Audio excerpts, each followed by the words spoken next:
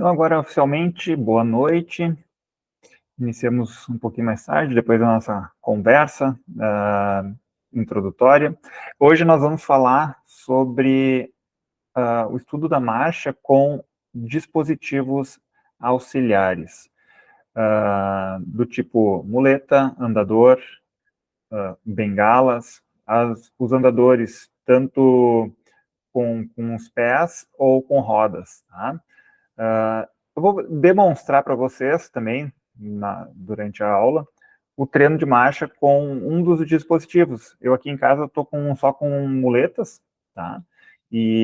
Mas a sequência, a lógica do treinamento, ela é a mesma de fazer com o andador, com um diferencial que a gente vai vendo ali, que diferença só de velocidade e de estabilidade que gera para o paciente. Tá, aqui, agora vamos lá, compartilhar a tela.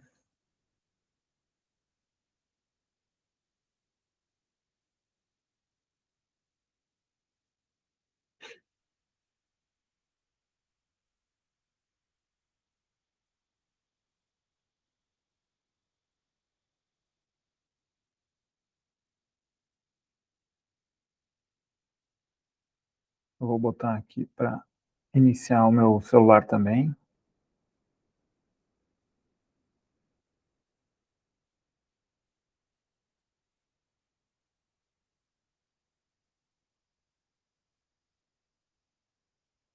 Pronto. Muito bem, então. Aqui já passou para... Vamos começar pelo começo.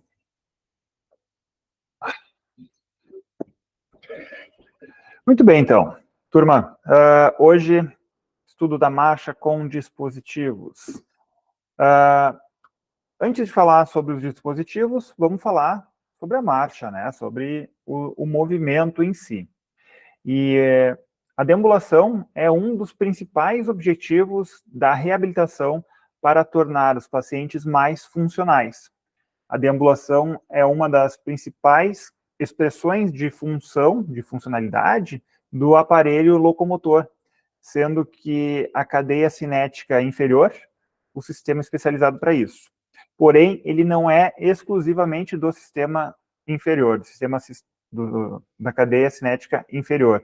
Por quê? Os braços, os membros superiores, também fazem parte da deambulação. Como que faz? Qual é a função dos membros superiores durante a deambulação? Quando nós estamos caminhando, os braços também se movimentam, né? A fim de proporcionar um maior equilíbrio durante a marcha.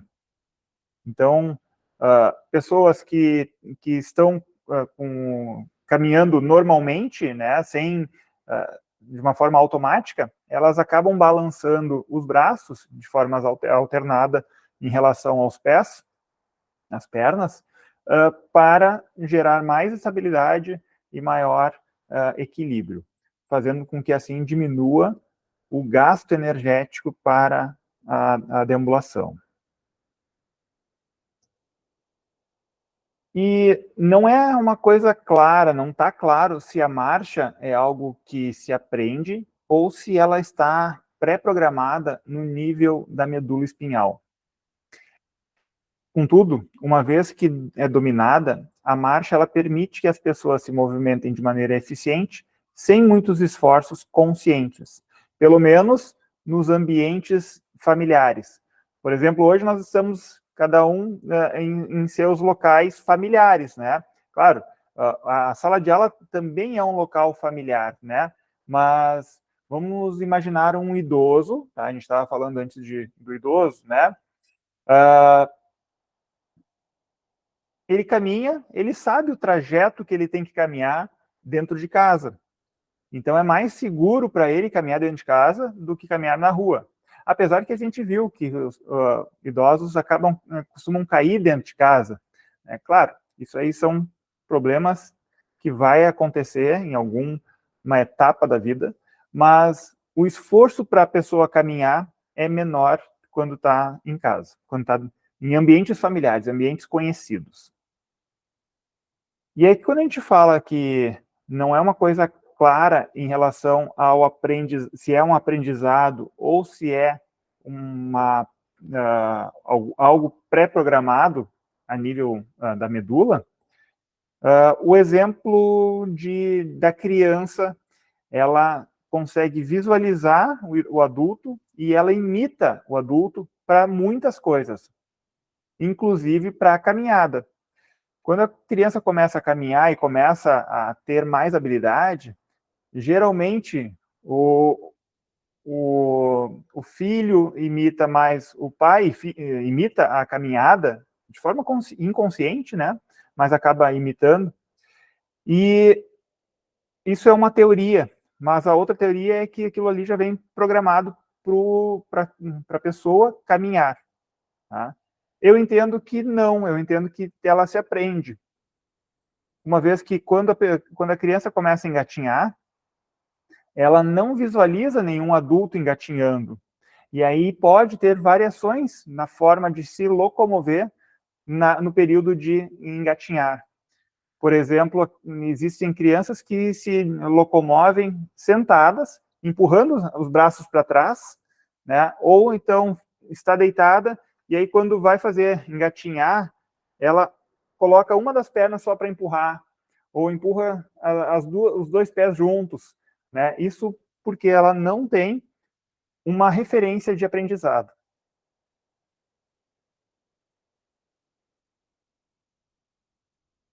E quando se existe dois indivíduos caminhando, né, deambulando, existe um padrão que difere esses dois indivíduos. E quando eu falo desse padrão que difere dois indivíduos, é como se fosse uma identidade da pessoa, né? Vocês já foram no hospital, ou melhor, ali no prédio 1, tá? No corredor, pode ser o corredor, o central, aquele que é da coordenação, tá? Vocês estão ali na porta da coordenação e olham lá para o hall de entrada, tá? E vem uma pessoa. Tem claridade, a gente só consegue ver a silhueta da pessoa que está caminhando. E aí, conforme vem vindo a pessoa, aquela silhueta e a forma como ela caminha, algumas vezes a gente consegue identificar se é uma pessoa conhecida, né? Ah, lá está vindo o professor Gustavo, o professor Gustavo tem uma característica de caminhada, né? Tem o professor Luciano, é outra característica, daqui a pouco, sabe? Então a gente consegue identificar, mesmo não conseguindo visualizar quem é de fato, mas pela silhueta e pela forma de caminhar que a gente consegue identificar. E aí, então, nós temos que ter uma tolerância para definir o que é normal numa caminhada. Então, existe esse padrão que difere as duas pessoas, e daí se deve, então, identificar e ter essa tolerância de definição da normalidade. Podem me interromper a qualquer momento, tá? Eu vou tomando bastante água, porque hoje eu já comecei a aula desde da 1 da tarde. Se eu ficar sem voz até o final, daí eu paro de dar aula hoje. Tá? Mas acho que eu vou aguentar. Algumas coisas que influenciam na marcha, tá? Influenciam como a postura, a flexibilidade ou a ADM articular. Tá? Se tem uma limitação de ADM, pode interferir na marcha. Se a postura da pessoa está alterada, ela pode gastar mais energia. Porque quando a gente tem uma postura que gera maior gasto energético, a resistência ela fica também maior, e aí então, quanto mais resistência, maior gasto de oxigênio. Quanto menor a resistência, maior a economia, né, no movimento. A base de apoio também vai ter uma alteração. Quando pessoas que têm dificuldade de equilíbrio, tá? Para uma estratégia para melhorar a caminhada, para melhorar o seu equilíbrio, é aumentar a base de apoio. Tá?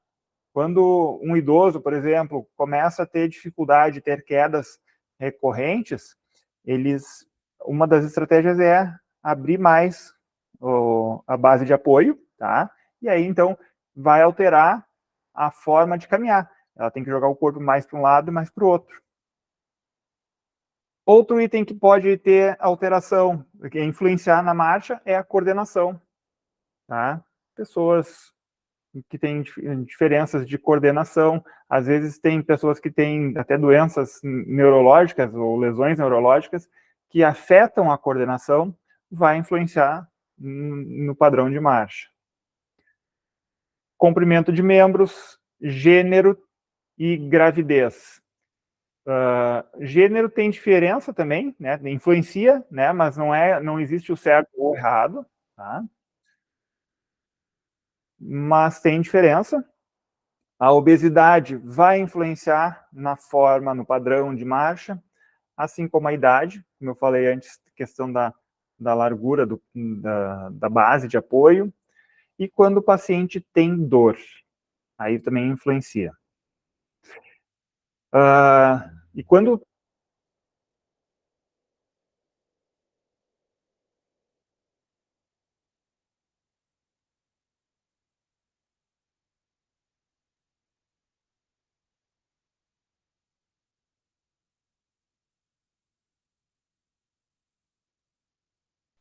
Prof, tá sem som, não tô conseguindo te ouvir.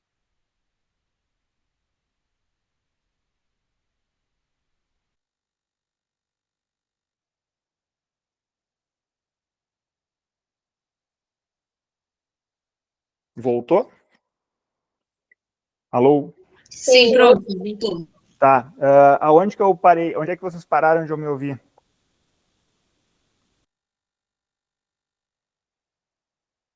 E agora? Onde é que pararam? Não.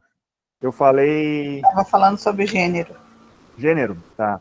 O gênero também, então, tem as suas influências, né? Vai ter padrão de marcha diferente. Gravidez, quando a mulher que fica... vai aumentando a barriga, né? E isso vai, então, mudando também a posição, o centro de gravidade, vai colocando mais anterior, e aí, então, por isso que vai ter essa influência na marcha. Obesidade, semelhante à gravidez, né, só que vai se manter por mais tempo, né, dependendo da obesidade, mas influencia a marcha. A idade também vai influenciar, e a dor. A dor é uma dos itens que a gente costuma avaliar durante a marcha. O paciente que está com dor, ele vê, nós conseguimos identificar que o paciente está caminhando de uma forma diferente e depois é um parâmetro até de avaliação e reavaliação no pós-tratamento, tá? Quando a gente pede para o paciente levantar, né, chamou o paciente no consultório, né, na sala de recuperação, na recepção, né, vocês vão observar o paciente levantando, vão observar o paciente caminhando. Já é um momento de analisar a marcha dele, e a partir dali a gente já começa a ter umas hipóteses diagnósticas, né? E aí depois, durante a avaliação, a gente confirma ou não.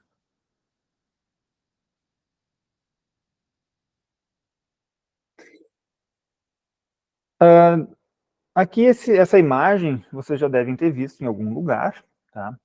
Um pouquinho, deixa eu ver uma coisa aqui. Onde é que tá? Peraí.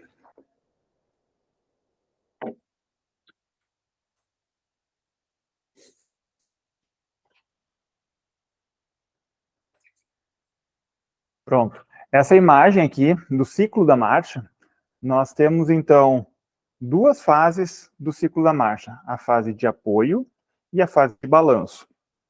O que consiste a fase de apoio? É o momento que o primeiro, vamos pensar no direito, tá? O calcâneo direito toca o chão, é o contato inicial. Depois o pé, ele vai fazer o aplanamento no chão, passa a apoiar a carga, né, em todo o membro, no apoio médio. Aqui está um apoio médio. Desculpa. Aqui o aplanamento, o apoio médio e depois o apoio final. Tá? Quando troca, né, o outro ciclo, ou pensando aqui, vamos pensar aqui que fica mais fácil. O outro ciclo, ele vai ter o momento da impulsão, retirada do pé e a fase final de balanço. Ó, de novo. Fase inicial, fase medial, de balanço médio e de balanço final. E aí nós temos aqui em questão de porcentagens, olha aqui, ó. Em dois momentos, na verdade, em um momento do ciclo da marcha, né, nós temos o apoio duplo, tá? Apoio duplo é quando os dois pés estão no chão. Tá? Esse corresponde a 10% da passada completa. Tá? No apoio... No apoio unipodal, ele começa a partir do apoio médio e o apoio final. E aí, então, depois nós temos a parte de balanço inicial, balanço médio e balanço final, que corresponde a 40%. Tá? Nós temos o primeiro contato inicial, né, pode ser no calcânio direito, depois tem a resposta à carga ou aplanamento do pé, o apoio médio e o apoio final. Começa o pré-balanço, né, quando vai na impulsão ali, na última fase da impulsão, e aí tem balanço inicial, balanço médio e balanço final, até um novo contato. Tá? Se essa proporção de apoio 60 por 40 de balanço, tá? Se ela mudar, é porque já tem aceleração na velocidade, muda a velocidade, muda também a questão do padrão. Daqui a pouco a pessoa pode começar a caminhar, a correr. Tá? Mas ele tem 80% do apoio, 80% de apoio, apoio dos membros, vai aumentar apoio duplo no idoso, por exemplo, aumenta o apoio duplo, o tempo de... Isso aqui é o tempo, né? Quando tem esse apoio duplo, depois o balanço ele pode ser mais rapidinho, né? Então, assim, como é que funciona?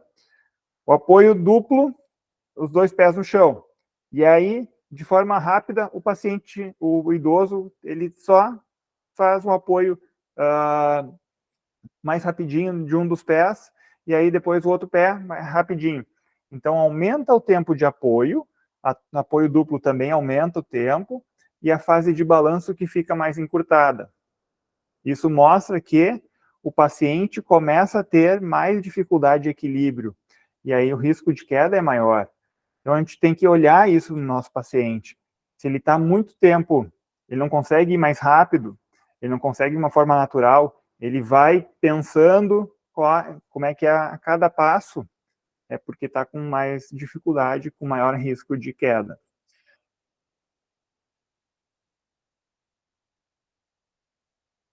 E aí, então, essa é a fase, essa é a proporção de caminhadas, né, normais. Tá? Quando o paciente tem uma alteração em um dos membros, ou por fraqueza muscular, ou ainda por dor. Normalmente, o membro que está com dor, com fraqueza muscular, o apoio desse membro, ele acaba sendo reduzido. E aí, então, o que acontece? Aumenta o tempo de apoio de um dos membros, e aquele que está machucado, que está lesionado, diminui esse apoio no chão. E aí a pessoa faz diferenças quando caminha com a direita e quando caminha com a esquerda. E aí essa claudicação a gente também consegue perceber e avaliar.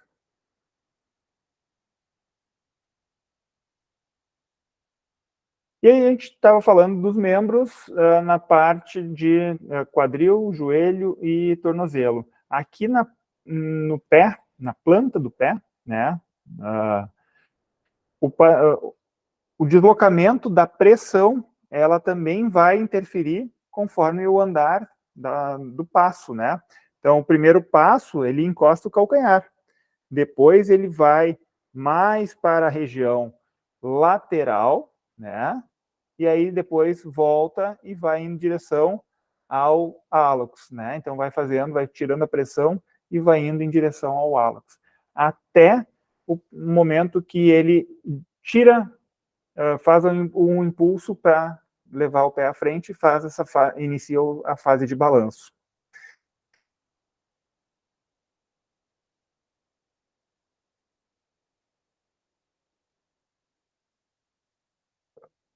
Como é que a gente pode medir o comprimento do passo e o comprimento da passada? Ou o que é passo e o que é passada, né?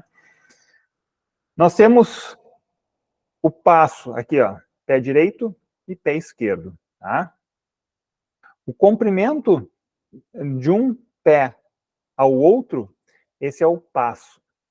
Quando eu tenho o comprimento do pé direito até o momento que ele encosta novamente no pé direito, ou seja, o ciclo completo da marcha, é o tamanho da passada, ou o comprimento da passada. Nessa imagem aqui, né, se a gente conseguisse fazer carimbar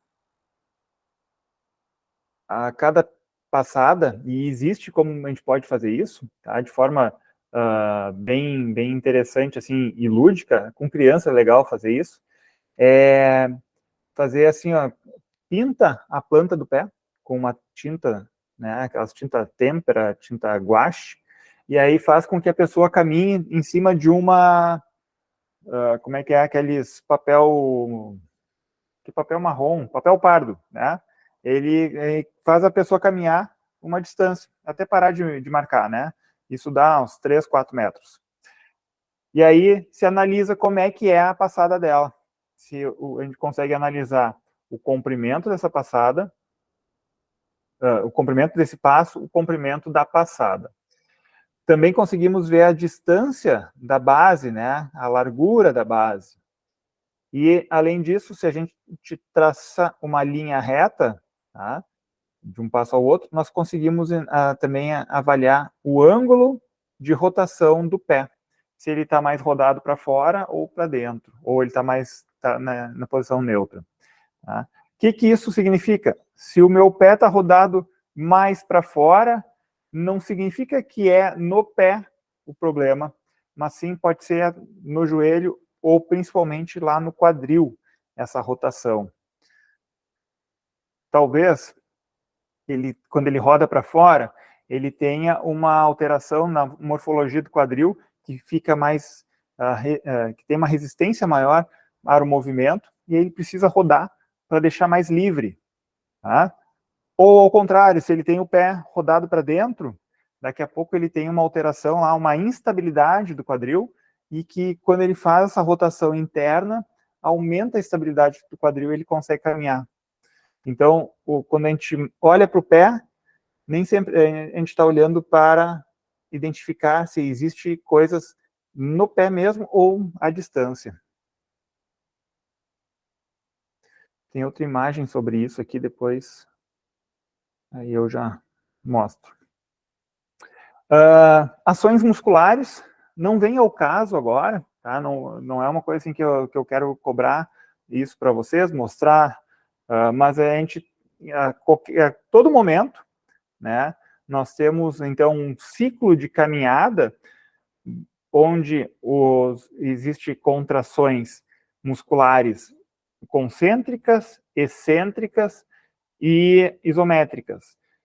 Vai depender muito do momento da passada, do ciclo da passada, tá? E aí, então, dependendo da posição que a perna está.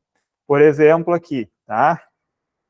Quando nós tiramos o pé e iniciamos o momento de balanço do pé, da perna, né?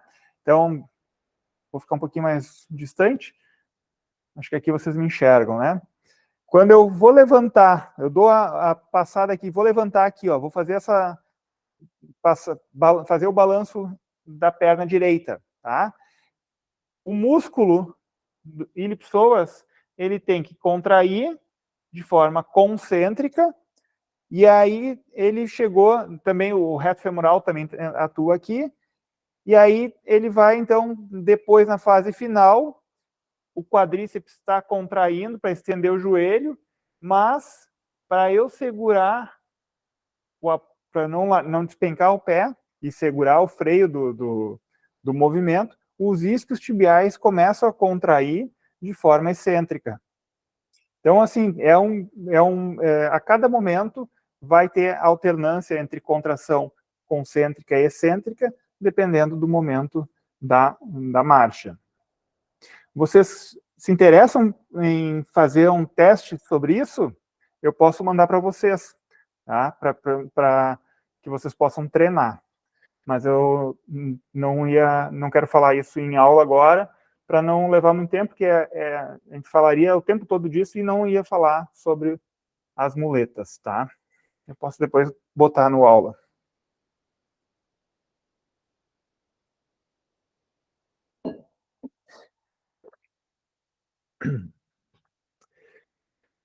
Para analisar a biomecânica da marcha, né, nós temos alguns instrumentos, tá? E a biomecânica, ela busca, então, esclarecer a relação entre as variáveis quantificáveis e a capacidade da função do indivíduo.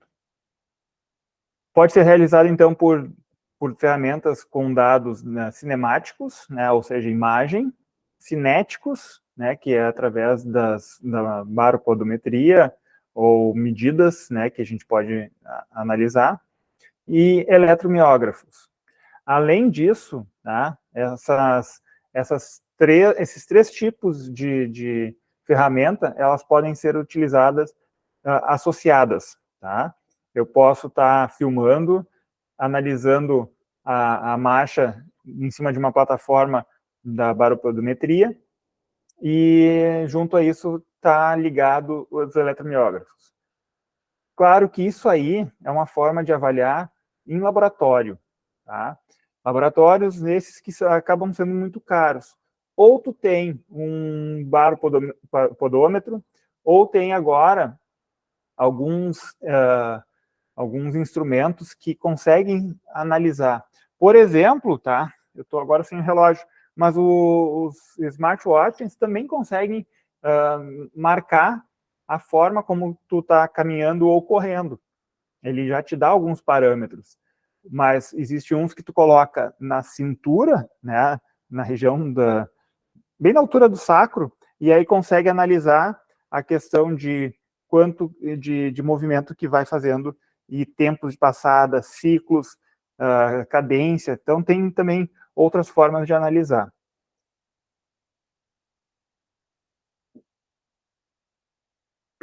Aqui é a questão da avaliação cinemática, né? Assim como a avaliação analógica, que é a medida que a gente tem aqui, como eu falei antes, se a gente utilizar um carimbo dentro em cima de uma, como é que é? Papel pardo, né? Eu posso, então, carimbar os pés aqui fazendo essa caminhada. Ou filmando, e aí, então, eu consigo fazer essa reconstrução através de computadores, né? E aí, então, ele vai conseguir marcar o comprimento do passo, o comprimento da passada, a largura do passo, frequência, cadência, né? Velocidade, aceleração, o ângulo do pé, como eu falei antes, né? O ângulo aqui está mais reto, esse aqui está mais rodado externamente.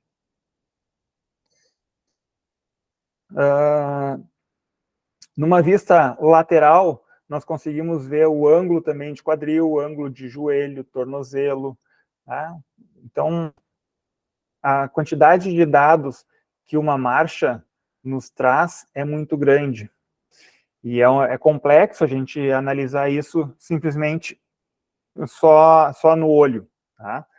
Mas eu digo que vocês devem, quando observar alguém caminhando, observar assim com a ideia de o que se essa pessoa está caminhando de uma forma normal, né, um padrão normal, ou está tendo alguma alteração de um lado em relação ao outro, né? Por que uma pessoa está mancando? Onde que será que é a origem? Será que a caminhada dela tem origem de dor ou de alteração de força, né? Em qual local? Quadril, joelho, tornozelo? Então eu sugiro que vocês façam observem as pessoas com este olhar agora. Olhar as pessoas caminhando e tentar identificar o que está acontecendo. Não precisa ir lá falar com ela, olha, eu estou vendo que tu está caminhando errado, né? Não é isso. Mas observem para que vocês treinem os olhos de vocês. Tá?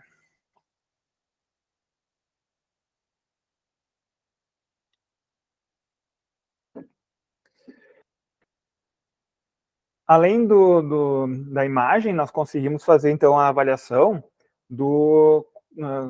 com a baropodometria, que é uma análise cinética da marcha, né? E aí a gente consegue observar o centro de pressão, as forças de reação ao solo. Ó, o que acontece aqui, ó? Quando ele sobe aqui, ele faz um primeiro contato, e aí depois ele sobe de novo, faz o contato, o aplanamento, né? A resposta à carga. E aí, depois disso, tem uma diminuição da pressão, porque largou todo o peso, né? E aí ele distribui toda a carga na perna, no pé, e aí depois ele vem e aí vai diminuir a área de contato até a impulsão. E aí depois cai novamente. Então aqui tem o pico de pressão, ó, tocou, pico de pressão, aí ele vai, ainda aqui ele está alto, depois ele começa a descer, vai descendo, começou a subir novamente, começou a subir, subiu até aqui e deu a impulsão. Aí, então, foi esse arco aqui que é o normal acontecer. Quando nós temos desenhos diferentes desse gráfico, né, é porque tem alguma alteração. Tá? Às vezes o paciente não consegue fazer o movimento de dorsiplant, aí tem essa alteração. Pacientes que têm alteração de marcha pelo quadril, vai aparecer aqui também. Vai aparecer no tipo de gráfico aqui também. Quando decai, é a fase de balanço que se inicia? Ou não? Quando tá nessa aqui no meio? Não, quando tá caindo para o 0,7. Ah, tá, isso, é. Aqui ele está gerando um impulso maior, que daí está próximo do hálux, né? Então é nessa região aqui que ele está dando maior potência, e aí então é para fazer o impulso, e daí logo ele vai perdendo, vai tirando o pé, e então logo despenca lá para o zero, porque daí está realmente no balanço. Tá? É isso aí. Muito bem. O que mais? Mas, lembrando, né, que aquelas imagens ali, fazer imagens. A avaliação cinemática hoje está mais fácil quando a gente consegue avaliar, e tem alguns aplicativos até grátis, não para a marcha em si, mas tem alguma coisa que a gente consegue analisar. Diminuindo velocidade, né, da filmagem, vocês conseguem perceber o que o paciente faz e analisar ela por mais tempo, né? Filmou o paciente na clínica, vai para casa, vai estudar o caso, olha de novo como é que está a caminhada dessa paciente, e aí a gente consegue depois botar até num aplicativo, botar num software que ele tem como analisar os graus que o paciente faz em determinado momento, tá? Tem aplicativos que a gente congela a imagem, né? Faz um pause na imagem, recorta e daí coloca lá os graus que gera naquela. Daí é como se fizesse uma foto, um frame, né? Tira a foto e aí consegue analisar. Mas a gente tem os testes funcionais que necessitam da marcha, tá? Que a gente precisa testar com a marcha. Esse teste aqui, tá? Não tem o nome aqui, mas vocês já devem ter visto, talvez na Pneumo, se é que estão fazendo agora Pneumo ou já fizeram, é o teste de caminhada de 6 minutos. Conhecem ele?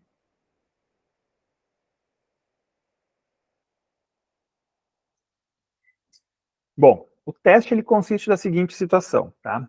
Nós temos aqui um cone aqui, e lá para trás, na linha reta aqui da azul aqui, ele está em 30 metros adiante, ele está lá parado também um outro cone. Cronômetro, e aí começa a marcar 6 minutos de caminhada. Tá? Fica indo e voltando, indo e voltando. O paciente tem que fazer o contorno, né, contornar o cone. Cada ida e volta dá 60 metros, né? Então, o paciente vai fazendo isso conforme a tolerância, a capacidade que ele tem de caminhar. E aí o paciente, então, atingiu determinado tempo de caminhada, os 6 minutos, e parou em determinado tempo, em determinada posição. O fisioterapeuta faz a contagem, né, e coloca ali numa tabela para ver qual é o predito daquele paciente. Agora eu não sei números de cor, tá? Tem que olhar na tabela. Mas se o paciente... É um teste para avaliar a capacidade funcional cardiorrespiratória, tá? Mas eu já usei em pacientes a traumato, porque alguns pacientes eles relatam que começa a doer depois de determinado tempo. E aí, quando começa a doer, eu provoco a dor do paciente para eu ver o que está acontecendo durante a caminhada, qual a adaptação que ele faz durante a caminhada. Não é o padrão ouro para analisar a marcha, né? Mas é uma coisa que eu já peguei porque pacientes relatavam que não conseguiam caminhar mais tempo que aquilo. Uso como parâmetro, também como melhora. Então, quando a gente faz um trabalho de reforço muscular para determinado grupo ali que necessita, aí depois se retesta, e aí então é um indicador, né, que a gente pode encontrar promover para os nossos pacientes. O teste de 10 metros, tá? Aqui eu meço a velocidade que ele caminha. Ou seja, o paciente está caminhando, ele parte de uma caminhada mais distante, e aí ele passa por esse ponto aqui, o marco zero, na mesma velocidade, até terminar os outros 10 metros. E ele não para aqui, ele tem que seguir um pouquinho adiante. Porque a ideia não é ver quanto que varia a aceleração do paciente. Ele quer só entender a questão da constância da caminhada, velocidade constante que acontece nesse período, nessa distância. Outro e mais utilizado, tá? É esse teste aqui, o Time Up and Go. Esse teste ele é utilizado em qualquer lugar, porque ele só precisa de um espaço de 3 metros. Além de medir, ver a caminhada, como é que ele faz essa caminhada, nós conseguimos analisar também como é que o paciente levanta da cadeira, como é que ele faz a volta, quanto de equilíbrio ele tem para fazer a volta, e depois para sentar. Ele pode ser utilizado, a literatura mostra que ele pode ser utilizado com uma bengala, tá? Bengala, muleta, andador, dependendo com o que o paciente já usa.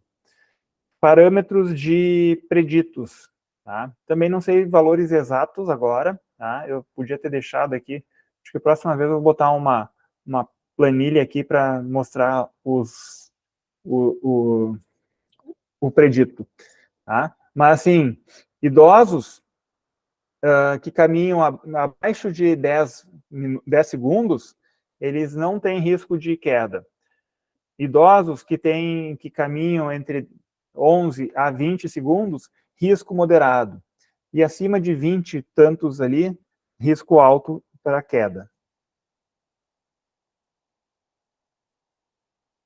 Já tinham visto eles? Sim.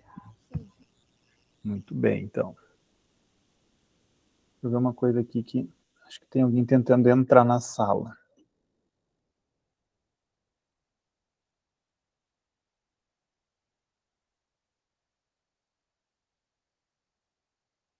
Não.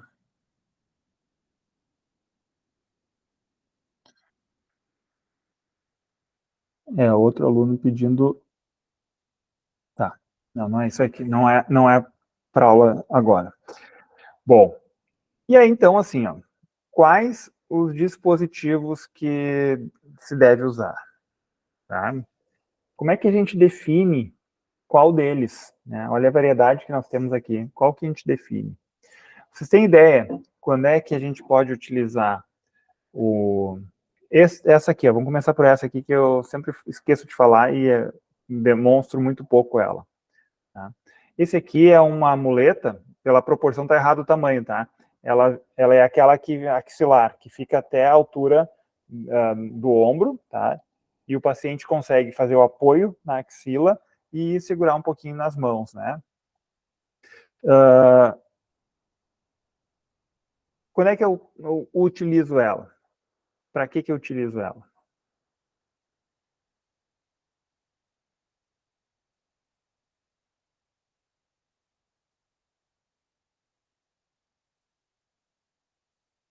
Aqui, peraí.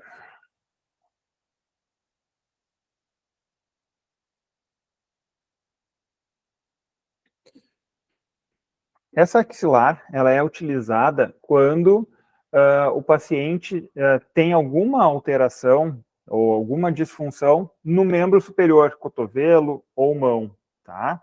Que ele não pode utilizar a outra que está aqui do lado, que é a bengala canadense. Então, essa aqui é a bengala axilar e aqui é a bengala canadense.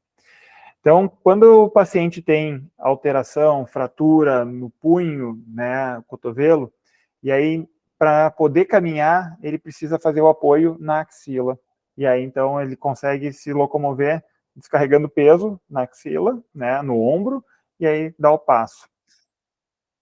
Mas, se eu descarregar muito peso fazendo força aqui na axila, pode acontecer uma compressão nervosa, tá? E isso pode, então, causar desconforto, dor, ou até mesmo uma neuropraxia dos nervos axilares. Tá? Então, a ideia é que o melhor, né, para o paciente que vai usar uma muleta seria as muletas canadenses.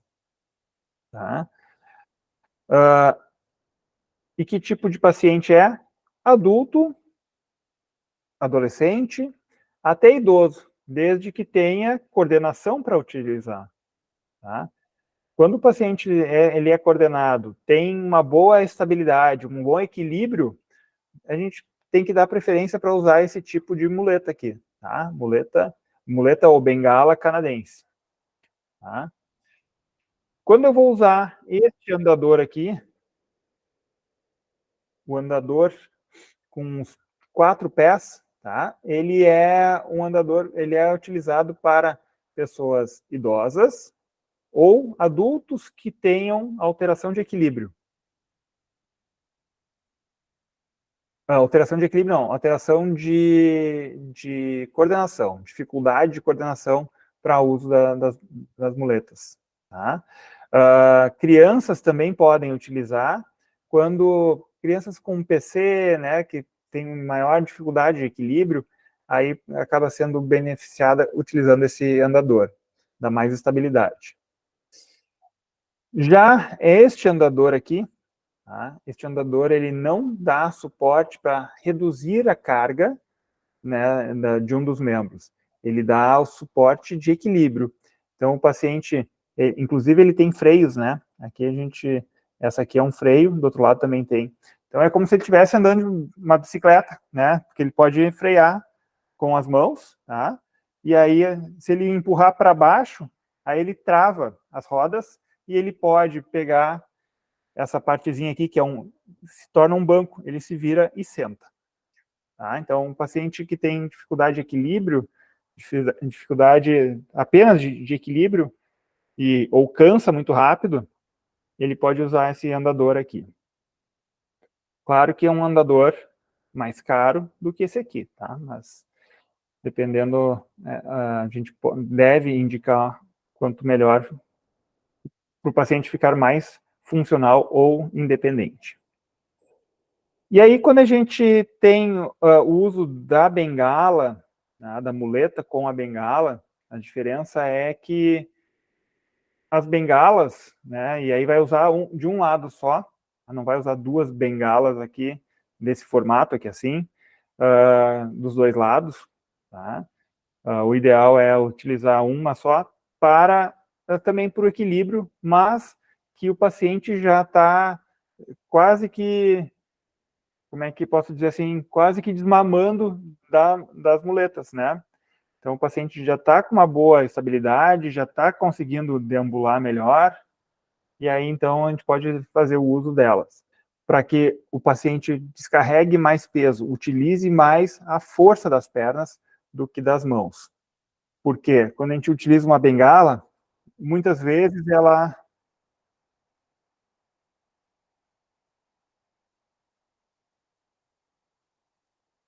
Eu não entendi aqui a pergunta aqui. Deixa eu ver onde é que está.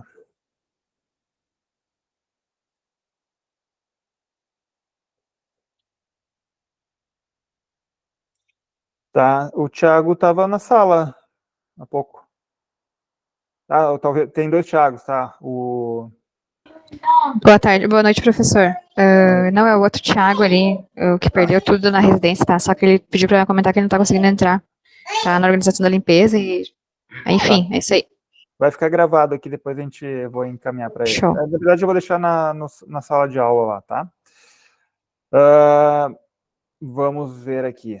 Onde é que eu estava? Entre a muleta e a bengala, né? Então, assim, quando eu tô com as muletas, eu vou pegar aqui as duas aqui. Eu vou parar de compartilhar aqui só para que eu possa ver o que eu estou fazendo, se vocês estão me enxergando.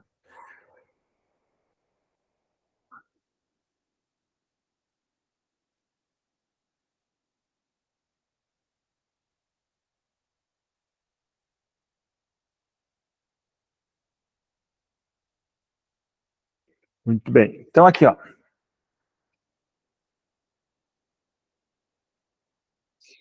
Bom, as muletas, né? Eu vou utilizar elas da seguinte situação, tá?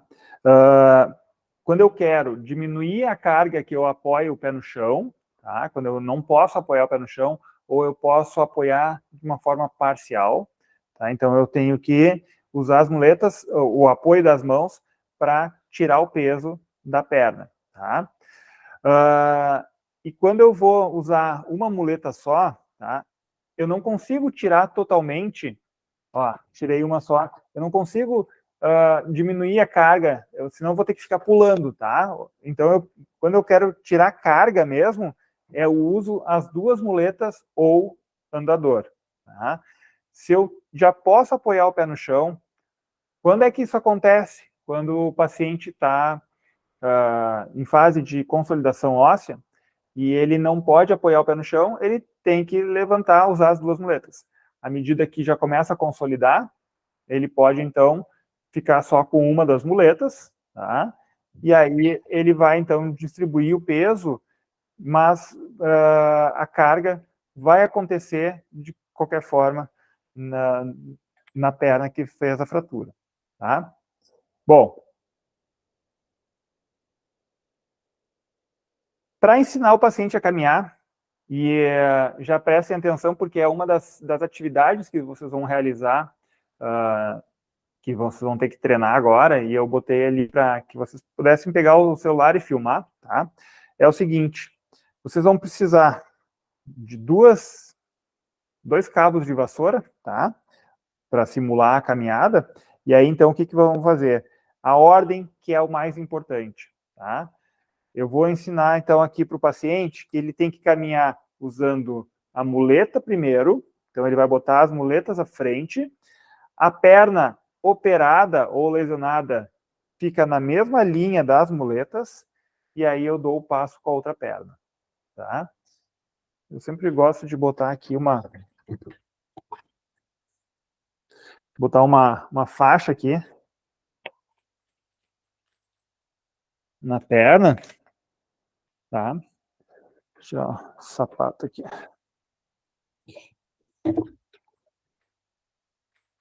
Então, aqui, ó. Não sei se dá para ver, tá meio longe aí. Acho que dá para ver. Tá. Tá meio escuro aqui, né? Mas acho que vocês me enxergam aí. Então, para marcar a altura dela, como é que eu faço para ver a altura dela? Eu tenho aqui, então, ó, deixa eu pegar aqui. Com a luz ali não está pegando. Mas vocês conseguem ver que tem um pininho, e aí eu consigo, então, mexer esse pininho aqui, consigo, então, alterar a altura. Tá? Eu vou mexendo aqui. Eu já deixei na altura que eu uso, que eu precisaria usar para mim. Apesar que eu já usei, tá? Mas não faz tempo. Como é que eu faço? A empunhadura, ela tem que ficar na altura do meu trocânter, do trocânter maior, tá? Então, para palpar o trocânter maior do paciente, eu toco mais ou menos na região lateral do quadril, mas às vezes é difícil de localizar, dependendo da quantidade de gordura que o paciente tem aqui no local, fica difícil de encostar na parte óssea. Mas quando a gente pede para o paciente rodar a perna para dentro e para rotação interna e rotação externa, aí ele fica saliente e aí dá uma erguida, né? Levanta um pouquinho o trocânter maior. Vocês conseguem perceber isso. Podem fazer aí em vocês mesmos, né? Gira e aí vocês vão sentir aonde que é o trocânter maior. Aí fica aqui, na mesma linha, fica a minha mão, tá? Então, ordem da muleta, tá? Ordem da caminhada. Muletas, perna operada ou perna fraturada e a outra. Muletas, perna operada e a outra, tá? Essa é a ordem básica que a gente tem que ensinar. É a forma mais fácil para o paciente entender e fazer a coisa certa. À medida que ele vai evoluindo na caminhada, vai criando mais habilidade, ele, por conta própria, ele pode alterar, mas se vocês já estão acompanhando o paciente, vocês ensinam ele, eu estou indo caminhando muito devagar, eu quero caminhar mais rápido. Como que tu faz isso? O paciente tem que colocar a muleta e a perna operada junto, e aí passar a outra perna adiante. Muleta, perna operada, e a outra perna vai adiante. Tá? Vou fazer de lado que fica mais fácil. Muleta e a perna operada juntos. E aí dá o passo um pouquinho à frente. Muleta, perna operada e junto. Tá? Como é que era o outro antes? O primeiro que eu mostrei. Vai a muleta, dá tempo para ele pensar e coloca a perna para frente, e dá tempo para ele pensar e colocar a outra para frente. Tá? Muleta, perna operada e a outra perna. Tudo bem? Essas duas formas que eu mostrei agora, elas têm um nome, tá? O primeiro delas que a gente falou é o de 3 pontos. Na verdade, significa 3 pontos, significa 3 tempos, tá? Decorem como 3 tempos, mas o nome certo é 3 pontos. Porque vai um ponto, ou um tempo, a perna operada e a outra perna adiante. 3 vezes que toca o pé no chão. Que toca em 3 fases que vai acontecer o movimento. E quando vai o pé e as muletas juntos, 1 e 2. 1 e 2. Tá? Simples assim. Isso caiu já em concurso público, tá? Questão de 1, 2, 3 tempos. Quer dizer, um tempo não tem, mas de 2 e 3 tempos. E também tem o de 4 tempos. O 4 tempos é um pouquinho diferente e pouco usado, tá? Mas daqui a pouco vai aparecer um paciente que precisa fazer deste formato, então é preciso que vocês entendam também. 4 tempos é o seguinte: quando o paciente faz cirurgia bilateral e ele tem que diminuir a carga nas duas pernas, tá? Ele já pode descarregar peso na perna, mas não por completo. E aí acontece da seguinte forma, tá? Muleta direita, pé esquerdo. Aí vai muleta esquerda, pé direito. Muleta direita, pé esquerdo. Muleta esquerda, pé direito. O que acontece aqui? Quando a gente caminha, né, vai fazendo esse movimento aqui. É mais ou menos isso que acontece na caminhada de 4 pontos. Tá bom?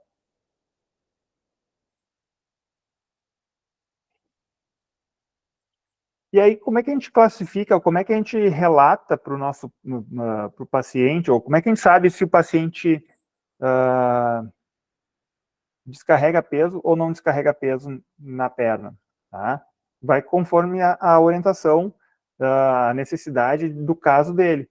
Se o paciente é um pós-operatório de cirurgias que pode apoiar o pé no chão, por exemplo, as próteses de quadril primárias, elas podem apoiar o pé no chão, aí então orientar que ele largue o peso na perna conforme a tolerância. E aí ele vai utilizar as muletas apenas para controlar a dor e ele não ter nenhuma queda, tá? Quando o paciente tem uma alteração de marcha, desculpa, que ele não pode apoiar o pé no chão, aí o que acontece? Ele tem que caminhar levantando o pé, né? Aí ficou, botei para cima aqui.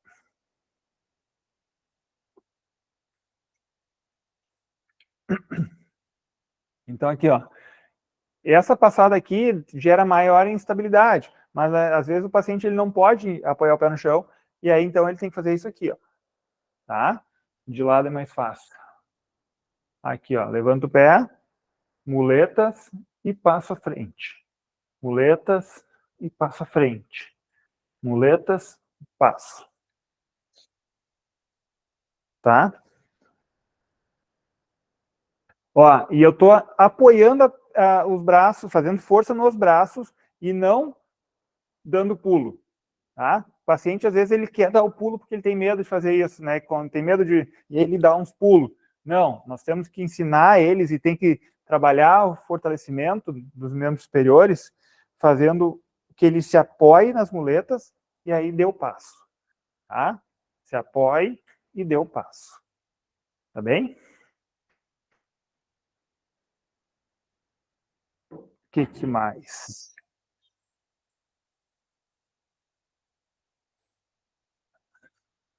Deixa eu ver. Ah, faltou uma coisa. Subir a escada. Deixa eu pegar um banquinho aqui.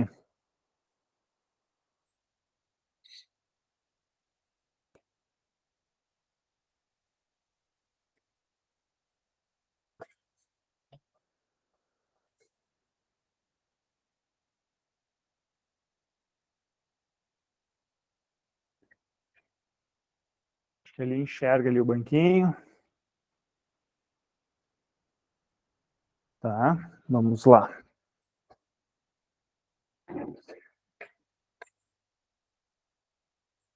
O que a gente faz aqui, ó?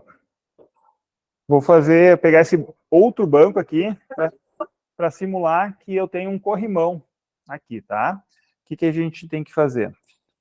Como a gente tem um corrimão, não precisa usar as duas muletas para subir, tá? Mas o que é importante aqui, na subida do banco, que é a escada, tá?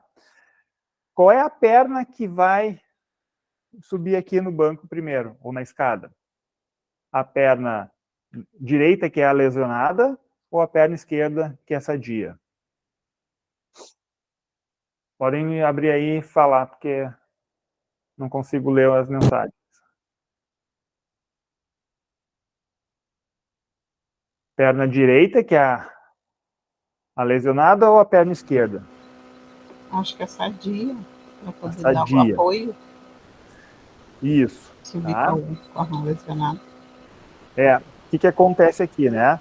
Se eu colocar a perna operada para subir primeiro, é ela que está fazendo a força para subir. Então, se eu deixo a perna operada ou lesionada ao lado da muleta, tá? No degrau de baixo, eu subo com a perna sadia e ela que vai fazer a força para subir o degrau, tá? Mas tem gente que faz o seguinte, colocou o pé sadio, e aí antes de levantar, de tirar, dar o passo, coloca a muleta. E aí o que acontece quando a gente tira, tá se apoiando aqui, tira aqui, o peso continua lá na perna operada que está lá embaixo.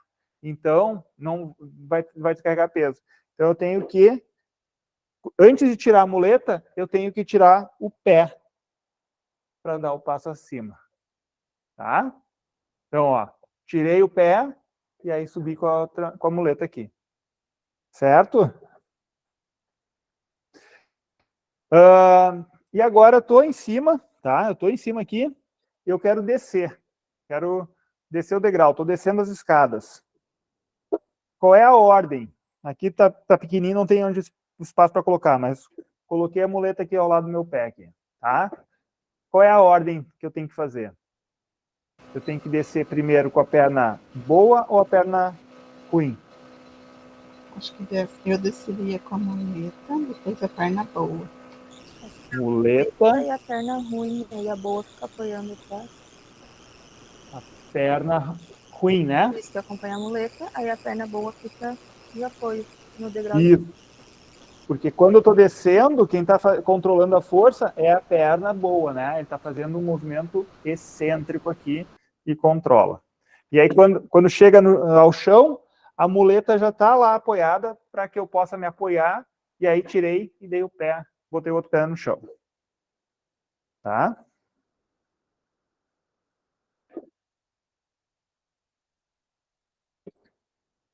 Pronto, vocês já sabem tudo de marcha. Agora só falta praticar.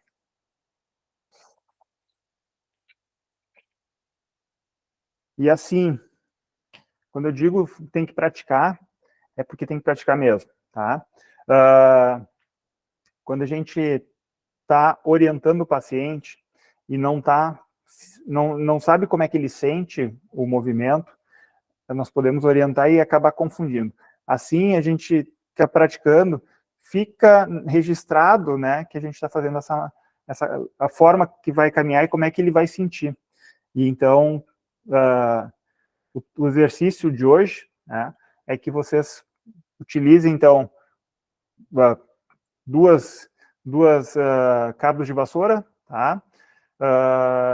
Para fazer, então, essa marcha simulada. Em 3 pontos, que é aquela primeira que eu mostrei, e depois subindo a escada, também pode fazer descendo a escada.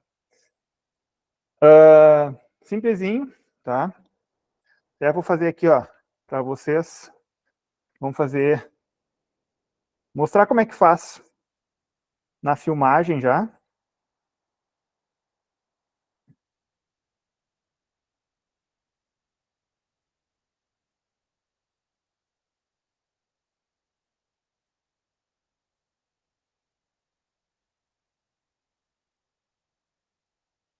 Aí, bem fácil de fazer. Aham. Aí aqui, ó, Tô com as muletas, tá? Já tá filmando ali meu celular. Vocês vão demonstrar, então, aqui, ó, sem o banquinho, muleta, perna operada e a outra. Muleta, perna operada e a outra, tá? Para subir esse degrau, pode ser com as duas muletas no chão ou pega, simula que é um corrimão, tá? Perna direita é a lesionada, faz aqui, posiciona e subiu e aqui desceu. Tá filmando, parou de filmar agora. Exercício pronto.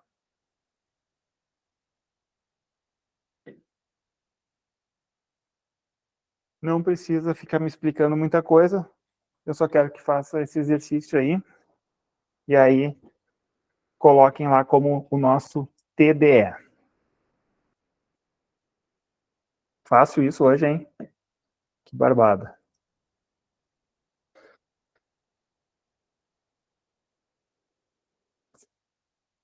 Muito bem. Deixa eu ver uma coisa aqui.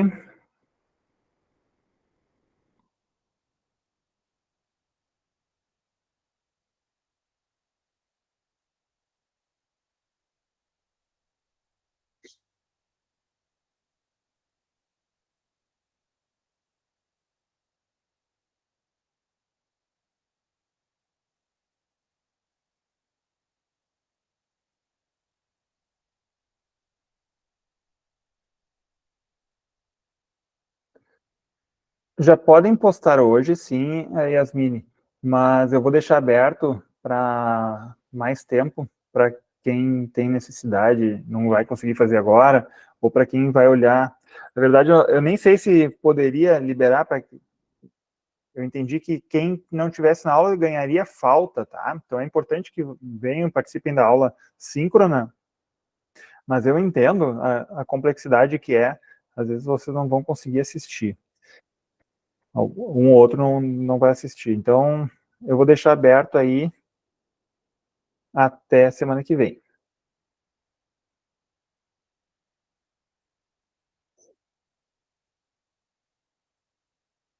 Deixa eu tirar aqui.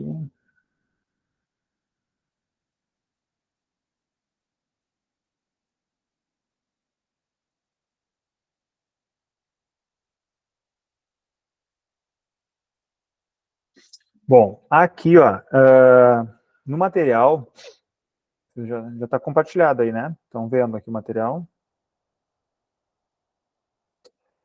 Nós temos o seguinte. Por quê?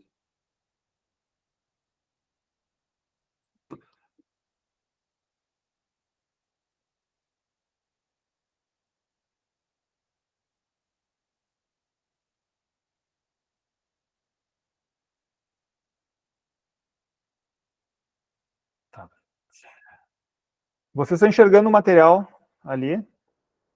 Tá tudo tranquilo, né? Seguindo aqui, ó, tem a explicação aqui dos 2 pontos, tá? Então, 2 pontos, o dispositivo move junto com o membro afetado. 3 pontos é aquele primeiro, que é o do exercício, pode ser para apoio parcial ou apoio conforme a tolerância, tá? É o dispositivo mais o membro afetado mais o membro oposto, tá? Então, a ordem é essa. Vai cair na prova certo isso aí, tá? Eu quero que vocês saibam essa diferença aqui desses 3 aqui. O padrão de 4 pontos, então vai ter os movimentos alternados. Dispositivo direito, pé esquerdo. Dispositivo esquerdo, pé direito. Aí aqui nós temos, então, algumas bengalas, né, que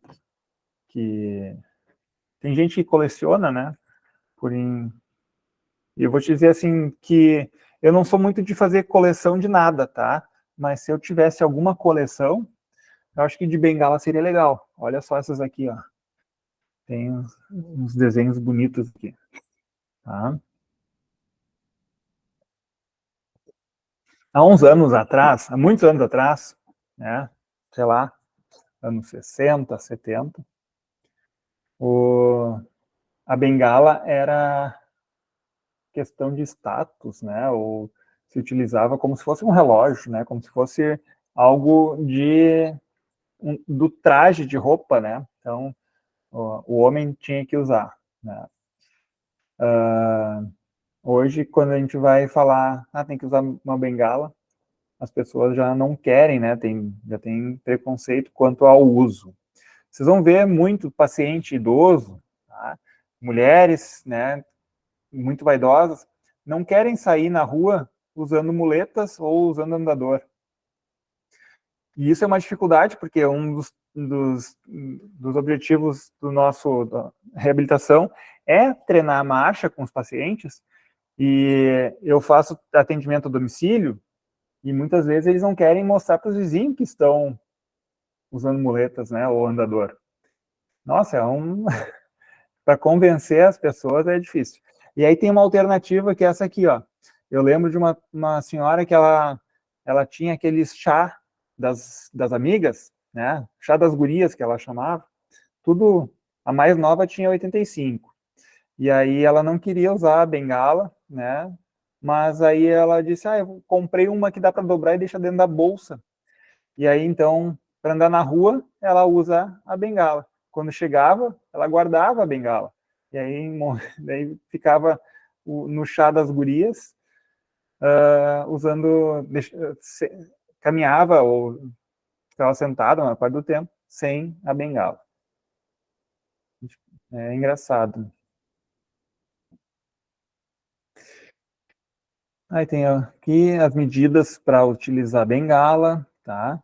Ó, normalmente aqui é a questão do trocânter, né? A empunhadura de qualquer uma delas, a empunhadura é no trocânter, tá?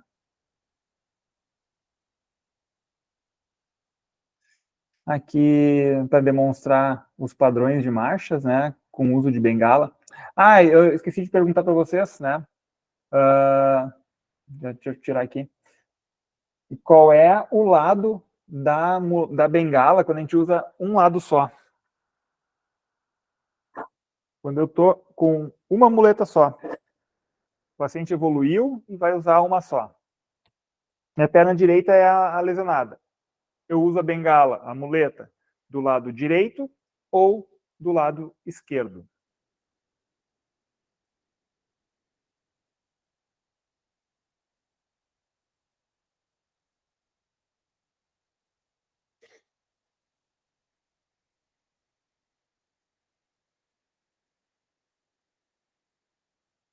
É do mesmo lado lesionado?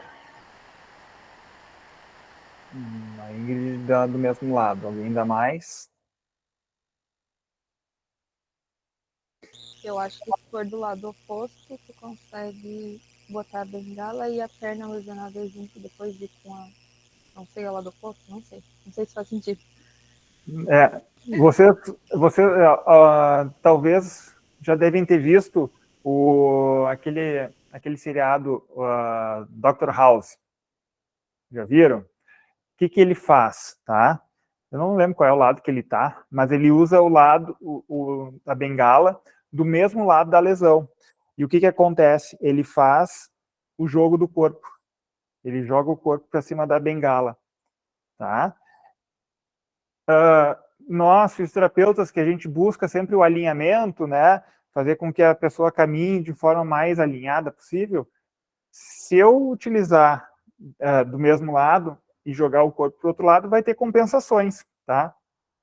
Então, o ideal, né, o correto é utilizar do lado oposto.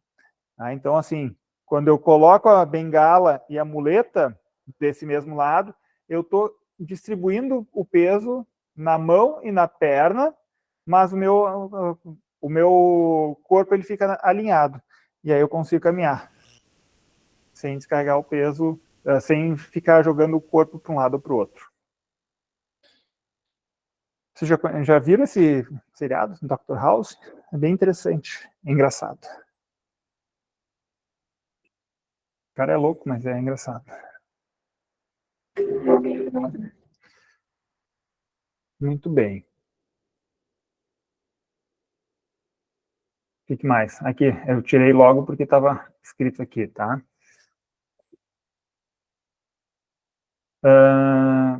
Então, muletas axilares, né?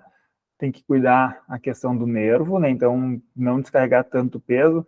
Pode, então, dar parestesia, formigamento, né? Similar a síndrome do túnel do carpo, ou então uma radiculopatia por compressão axilar, tá? Então, pode dar uma... Tem que cuidar isso aí, o tempo de caminhada, não ficar sobrecarregando, mas é uma das coisas que pode acontecer, tá?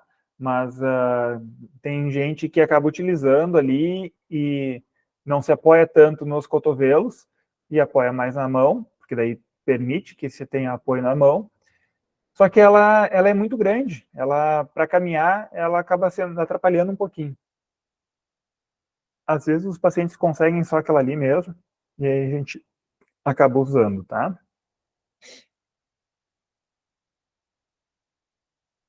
Ó, empunhadura no trocânter. Muletas, pacientes com déficit de equilíbrio. A desvantagem dela, né, que além de ser utilizado por pacientes mais idosos com déficit de equilíbrio, a barra que fica na frente da muleta, do andador, ela já é uma barreira para que o paciente faça uma caminhada mais rápida, tá? Então, eles já utilizam quando vai utilizar um andador, e daí a gente vai fazer um teste, por exemplo, o Time Up and Go, com o andador, a gente já imagina que vai levar mais tempo do que com uma muleta, ou com as muletas, ou ainda só com uma bengala. Tá? Então, porque cada passo que ele dá, vai chegar um momento ali que ele não consegue avançar por causa dessa barra aqui. Ó, tem essas barras aqui.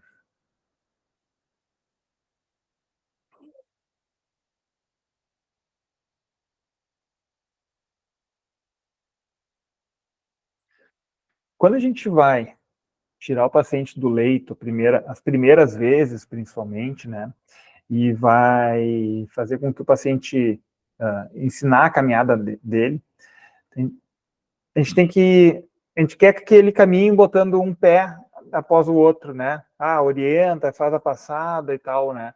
E às vezes, por tentar fazer a coisa correta, esquece de olhar para ele e esquece de tocar no paciente na hora que ele está saindo do leito.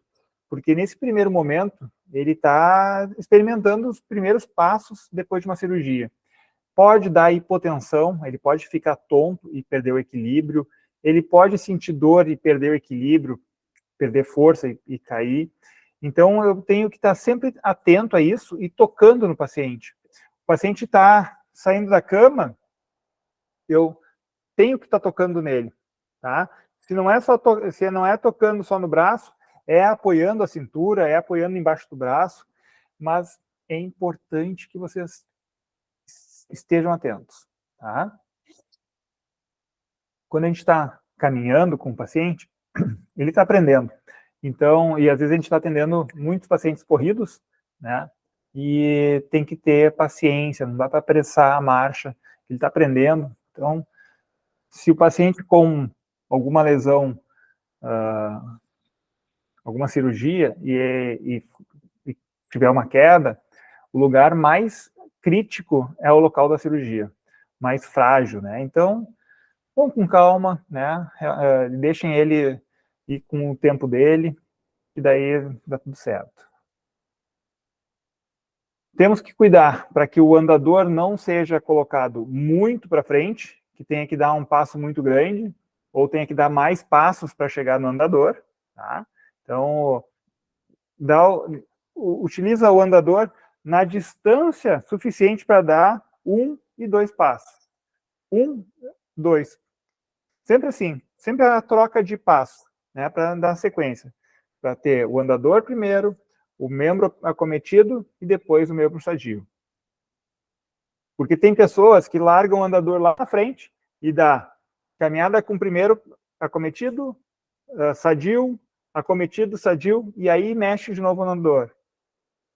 Não tá errado, quer dizer, não tá certo fazer isso, tá? Porque quando o andador está muito para frente, além do risco de equilíbrio, de perda de equilíbrio, tem o risco também de descarregar mais peso no membro operado do que deveria.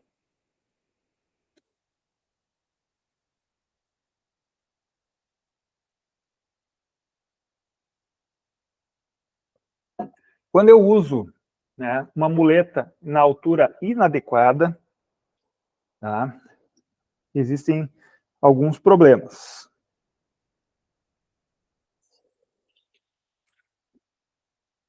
Peguei uma muleta bem baixinha aqui, tá?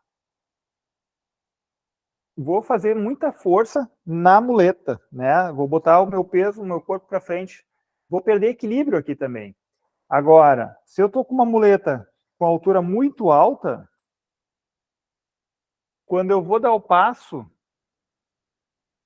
vou botar mais para baixo. Quando eu vou dar o passo, né? Eu estou com a muleta aqui e preciso descarregar peso, né? Preciso fazer força nas muletas. Eu perco a vantagem daí eu tenho que dar um passo muito grande, fazer muita força nos braços, tá? Se eu tiver com o peso na altura certa, o meu braço está colado ao corpo e aí a pressão que eu tenho que fazer com a mão é menor, o gasto energético é menor, tá? Então, tenham esse cuidado também.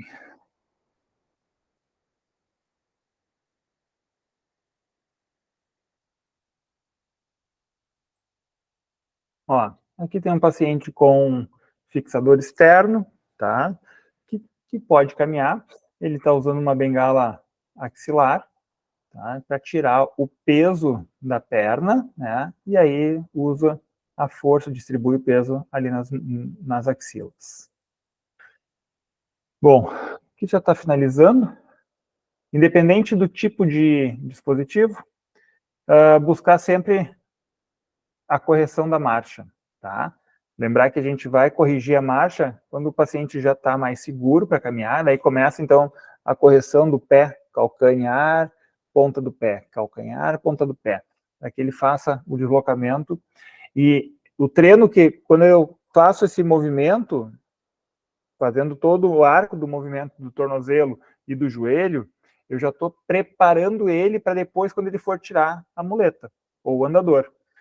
Porque se ele estiver caminhando, batendo o pé, não está tendo movimento do tornozelo, eu já estou perdendo a oportunidade de deixar ele melhor preparado para mais adiante, tá?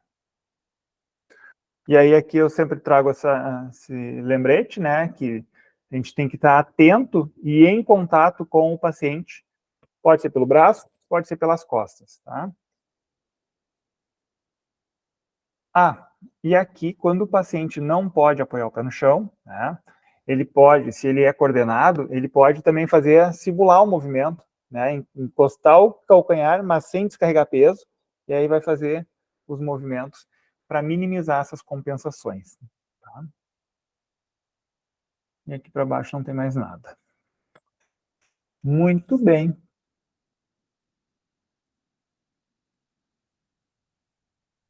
Vou ver aqui uma coisa.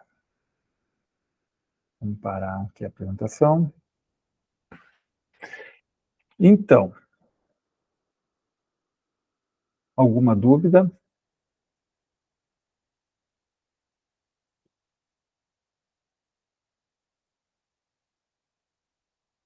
Deixa eu abrir ali para ver se já está aberto para postagem.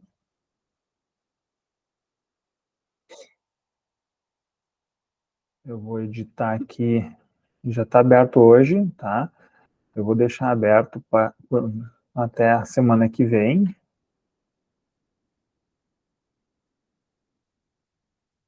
E aqui. Semana que vem já é dia 29. Nossa.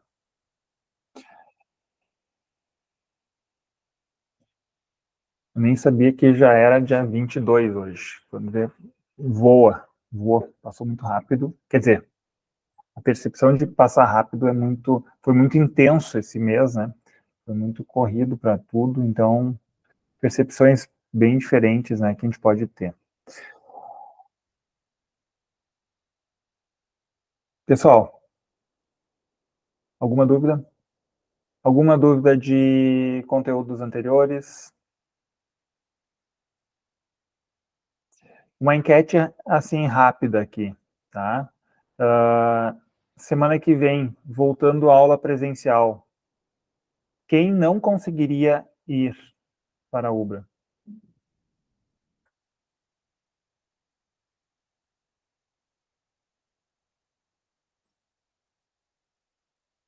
Pode responder. A Dayana não consegue. Tá. Tem mais alguém que não consegue?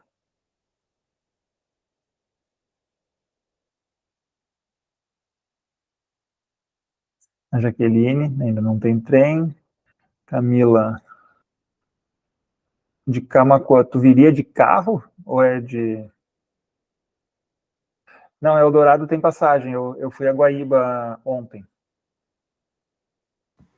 Eu iria de carro, prof.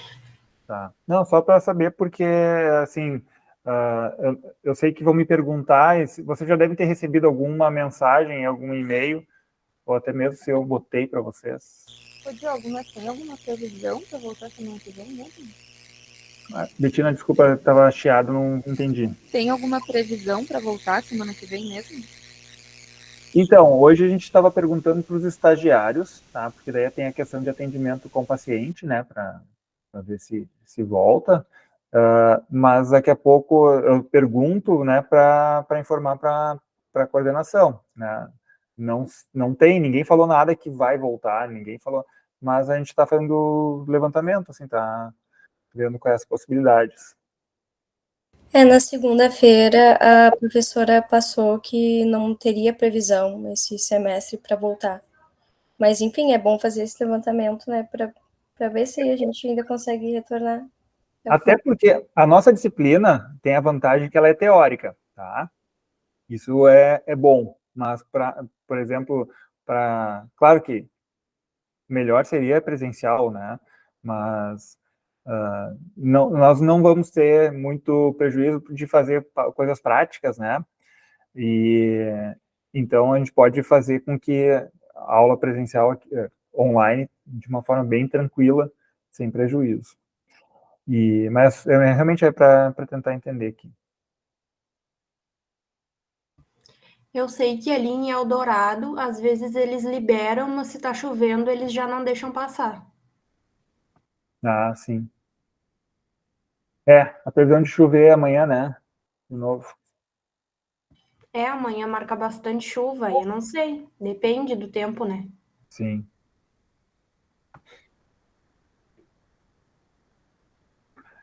Tá, não, Betina, realmente eu só perguntei por curiosidade, assim, né? Porque estavam perguntando hoje para quem vai fazer prática, né? Não, e é só para minha dúvida, só para tirar minha dúvida mesmo. E aí, se me perguntarem, eu digo, não, na minha turma tem, deixa eu ver aqui, eu já vi que tem 2, 3 que não conseguem, né? Tá bom. E fora o pessoal que não entrou em aula hoje, né? Mas vamos ir conversando.